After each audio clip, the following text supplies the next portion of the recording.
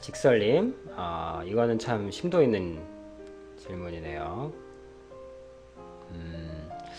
저 직설님, 저는 여기서 두 가지 메시지를 전하는 사람이잖아요. 하나는 솔직함, 하나는 내가 안 하고는 못 베기는 일을 찾는 거. 그 두 가지 맥을 전하는데, 저는 이거보다 두 가지 맥이긴 한데 가장 귀한 건 사실 이거예요. 이게 아니고 솔직함이 가장 뿌리에 있어요. 저는 이 솔직함 속에서 이것도 나온 거거든요.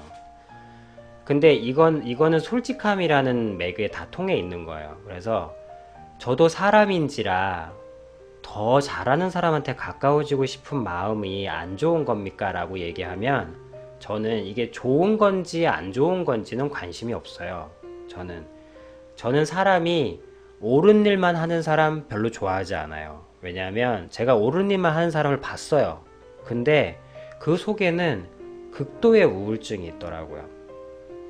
끝내는 부러져요. 왜냐하면 그 사람의 길이 잘못되거나 어째서가 아니고 사람은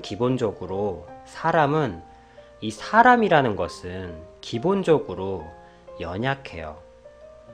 그 증거가 뭐냐면 사람은 사랑이 없으면 살 수 없어요. 그게 왜 우리 영화를 보잖아요. 공포 영화 같은 거 공포 영화 이렇게 쭉 보면은 물론 공포 영화까지는 아니지만 사람이 혼자 나오는 영화도 있어요. 근데 그게 장르가 공포 영화예요. 그만큼 사람은 혼자 있다는 것은 굉장히 힘겹고 무섭고 두려운 거예요. 그 말은 바꿔 얘기하면 사람은 기본적으로 연약해요. 그렇기 때문에 저는 항상 옳거나 근데 세상은 강하라, 옳아라, 좋아라, 잘해라 이렇게 얘기하지만 저는 기본적으로 옳을 수 없고 잘할 수 없고 강할 수 없는데 그런 사람을 어떻게 강하게 할까? 라는 것에서 관심이 많았어요.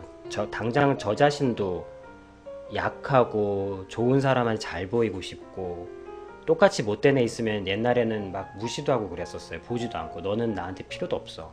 근데 그랬었는데 시절이 있었어요. 자, 하여튼 그랬어요. 제가 이 말씀을 드리는 이유는 저도 사람인지라 안 좋은 것일까요? 이런 생각을 이제 더 이상 하지 마시고 내가 지금 솔직한가 솔직하지 않은가라는 면으로만 보시면 좋겠어요. 그랬을 때 지금 이 질문은 그것은 안 좋은 것일까요? 모르겠어요. 그것이 좋은지 안 좋은지는. 하지만 굉장히 이 질문에서 저는 솔직함이 느껴져서 너무너무 좋아요. 아비님, 저도 사람인지라 능력 있는 사람이 없는 사람보다 더 관심이 가고 가까워지고 싶어요. 여기 안 그런 사람 누가 있어요? 왕태님, 소장님하고 친해지고 싶을 거고, 대세남님은 기왕이면 실력 좋은 의사한테 치료받고 싶을 거예요. 그게 누군지 잘 몰라서 그랬지. 알기만 하면 하고 싶을 거예요. 다 마찬가지예요. 근데 다른 것은 왕태님이나 대세님은 은근슬쩍 난 안 그래 하고 속일지 몰라도 직설님은 지금 이렇게 솔직하게 얘기하신다는 거예요. 제가 이 말씀을 쭉 드리는 이유는 이렇게 솔직하게 표현을 하시는 그거 있죠. 마스터하고 비기너하고 하고인데 한마디로 자기 자신한테 이게 솔직하게 얘기하시는 버릇을 가지시면요. 이거는 제가 직접 겪은 거예요. 처음에 제가 솔직하지 않았을 때 한마디로 그것이 안 좋은 것일까요? 이런 질문을 저도 가졌던 사람이에요. 저도 연약한 사람이었으니까. 한마디로 제가 옳게, 좋게, 강하게, 멋있게 보이려고 했을 때 어떤 삶을 살았냐면요. 이득이 안 된 사람은 버리고 한마디로 비기너는 버리고 마스터만 좋아했어요. 근데 어떤 결과였냐면요.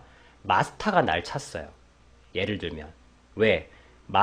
내가 이런 기준으로 살다 보니까 마스터한테도 나는 누구예요? 마스터한테 내가 비기너인 거예요. 그러니까 내가 차이는 거예요. 그걸 보면서 되게 상처를 많이 받았었거든요. 근데 나는 마스터하고 친해지고 싶은데 근데 어느 날 제가 솔직함이라는 가치를 배우기 시작했어요. 그러면서 그때부터는 솔직하게 얘기했어요. 예를 들면 이거예요. 지금 이 질문에서 안에서 얘기를 들려면 마스터한테 제가 그랬어요. 예전에는 마스터한테 마스터님 나도 모르게 이렇게 돼요. 안 그러고 싶은데 마스터님 저 좀 어떻게 그런 걸 하시고, 어떻게 좀 우리 좀 친해지면 안 될까요? 이런 거 안 받아주는 거예요. 근데 이제는 그런 걸 잊고 제가 솔직함을 배운 거예요. 그래서 마스터한테 그랬어요. 솔직히 당신한테 마음이 끌리는 건 사실입니다. 제가 그런 인생을 살았어요. 아니, 그렇게 된다니까? 그게 사람이 어쩔 수가 없어요. 뭐, 텔레비에서나 뭐 대통령 어쩌고저쩌고 하죠? 실제 대통령 앞에 오면 여러분들 꿈쩍도 못해요. 어쨌든 그랬는데 제가 솔직함을 배우면서 이 싫은 사람한테도 솔직히 내가 마음이 안 가. 라는 것을 그러니까 무서울 정도로 솔직한 거예요.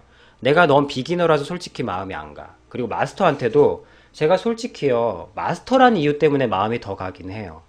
솔직히 이런 제 자신이 조금 마음에 안 들긴 해요. 이렇게 살았거든요. 말도 이렇게 바뀌기 시작했어요. 그러니까 어느 날 이상한 일이 일어나기 시작했어요. 저는 오히려 마스터한테 관심이 없는데 마스터가 저한테 말을 걸어요. 모르겠어요. 이 결과가 근데 저는 더 이상 근데 되게 신기한 일이 근데 저는 더 이상 그 마스터가 필요가 없었어요. 한마디로 나한테 도움이 되고 영향력이 있고 친해지는 사람들이 더 이상 필요가 없는데 그 필요가 없어지는 순간부터 이 사람들이 저한테 말을 걸기 시작하는 거예요. 저는 이제 더 이상 필요가 없는데 왜 저는 너무 좋은 저의 솔직함을 살고 제 길을 가면 되거든요. 그래서 이게 직설님 대답이 어떤 대답이 될지는 모르겠지만 저는 다시 한번 믿게 됐어요. 아, 이 솔직함의 힘이라는 것은 마스터와 비기너를 상관없게 만들어버리는 힘이 있구나. 나한테 영향력이 없건 있건 그 모두를 섞어버리는 힘이 있구나. 그래서 제가 이 진리를 꼭, 아니, 제가 진리라고 생각하는 거, 이거를 꼭 사람들과 나누고 싶었거든요.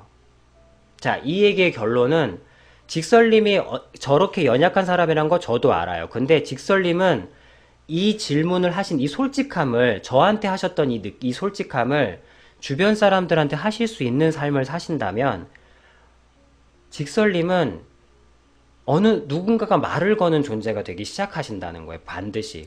이 질문을 하신다는 이 정성스럽게 쓰신 게 느껴져요. 한자 한자. 이 솔직함을 그대로 가지시고 저한테 얘기하시듯이 다른 사람들한 네이트온, 토크온 같은 이상한 데 쓸데없는 데 가지 마시고 아니 쓸데없다는 게 아니고 거기 있는 사람들의 무리에 굳이 가치 없는 말을 하지 마시고 직설님이 앞으로 만나는 사람들 아니면 앞으로 뭐 상담을 하시던 누구든 저런 솔직함을 계속 어필을 하시면 직설님이 마스터가 돼 있을 거예요. 어느 날 그런 삶을 사시게 될 거예요.